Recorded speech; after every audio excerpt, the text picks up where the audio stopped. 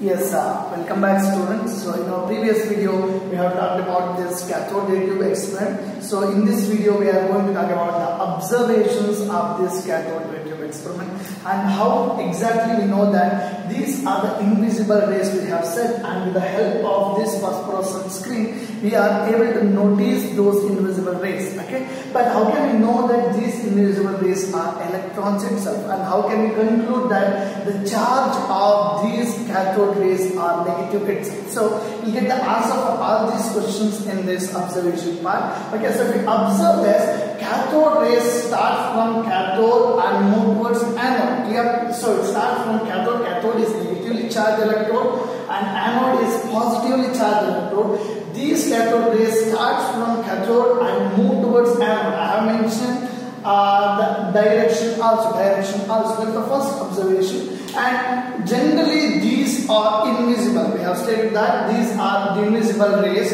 but with the help of this phosphorescent or fluorescent screen, their behavior can be observed. That means that if you put this phosphorescent or fluorescent screen over here, if these rays touches this phosphorescent screen, these phosphorescent screen will glow. So with the help of that, it is clear that the rays are moving from this electrode to this electrode. That is the second observation. And in the third observation, in the absence of electric or magnetic field, they travel in straight line. So till now we have not applied any external field for this. Okay, we haven't used electric field also, and we haven't used the magnetic field also. So the rays are traveling in straight line. In case if you apply an electric field, this is the electric field we have. One is positive and one more is negative. So before applying the electric field or any magnetic field, the cathode rays were traveling in the straight line. Whereas, let's take a single ray in order to make our understanding easier. Okay. Clear? This was the direction of the cathode rays before applying any field. If we apply the electric field to this particular setup, we have the positive field over here and we have the negative field over here. Generally, these cathode rays will move towards the positive electric field. So this is the main observation. This is one of the very important observations in this cathode ray tube experiment. So we know the basic law of science is like charges repel each other, right? Like charges repel each other, and unlike charges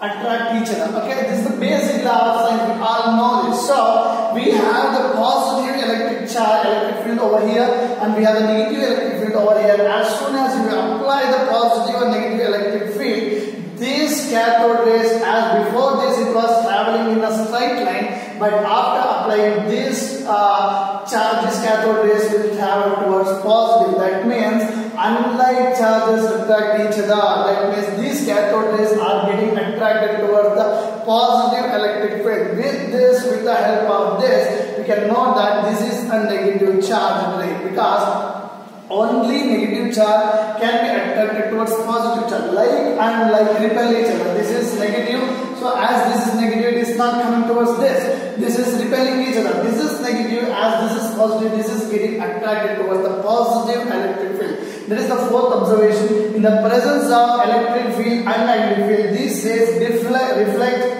towards the positively charged plate. This proves that they are negative. This is in case of electric field. Even if you apply a magnetic field also, the south and north pole of the magnetic field. See, if you apply a bar magnet or any magnet over here, the cathode rays move towards that direction in which these rays are negatively charged. Clear? So with the help of these two, that is electric and magnetic field, we can confirmly say that these cathode rays are negatively charged. And as this is negatively charged, it is attached here the name of electron. Okay, and the characteristics or the properties of these rays do not depend depend on the nature of the gas also and the material that is used for cathode. You can use any gas over here, the result will be same. These cathode rays are independent or do not have any relationship with that of the gas which is used in cathode ray tube, and also the material of cathode, the material which is used for cathode as an electrode. Okay, so these are the 5 properties, and in that case application of this magnetic field, electric field is very important. Okay, because of that itself we are able to know that this ray which is inside is a negatively charged. That means atoms have some negative charge in it, and he named it as electron. This is observations.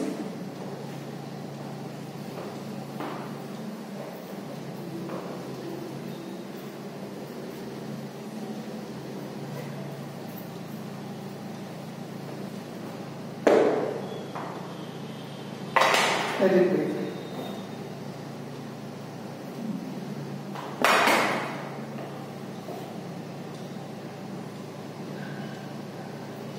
Okay, students, now let's have some charge to mass ratio.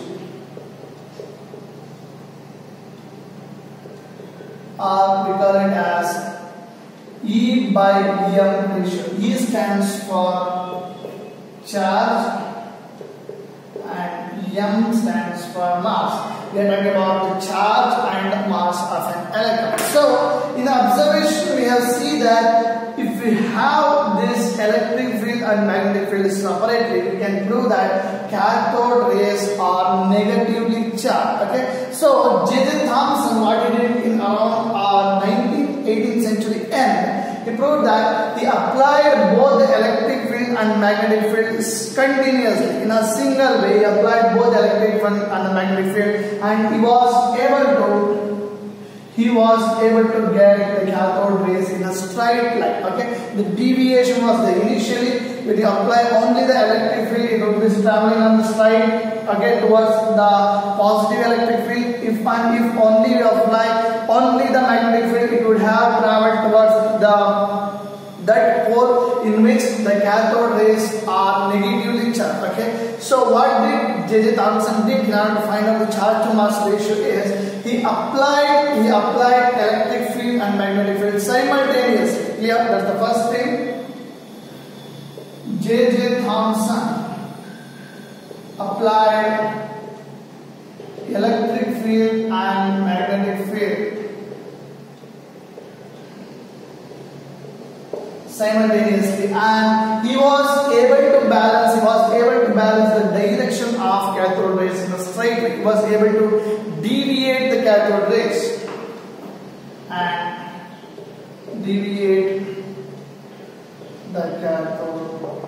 okay, by maintaining the electric fields and the magnetic field continuously. By applying both electric field and magnetic field simultaneously, he was able to deviate that cathode ray. The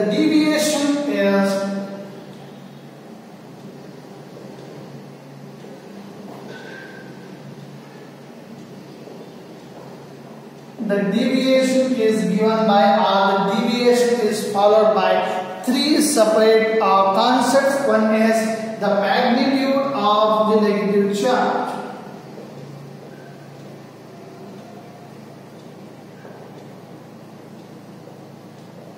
The magnitude of the negative charge. That means if we know that electrons are negatively charged, now we have got the clear information by applying the electric field. If the magnitude of the negative charge, that means if the negative charge is more, the deviation will be more. That is,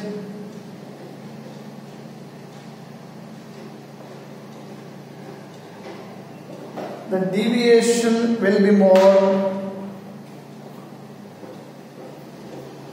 The deviation will be more.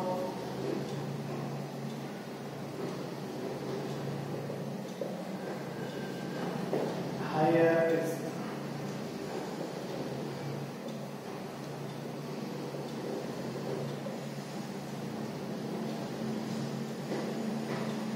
Okay, students, so the deviation or deflection will be more if the negative charge is more, and it also depends on the mass of the particle. Mass of the particle, or we call it as the mass particle itself. Okay, mass of a particle. If lighter is the particle,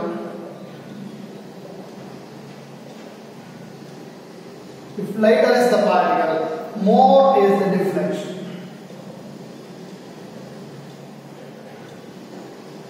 Lighter is the particle and more is the deflection. And it also we have, if more is the electric field and magnetic field,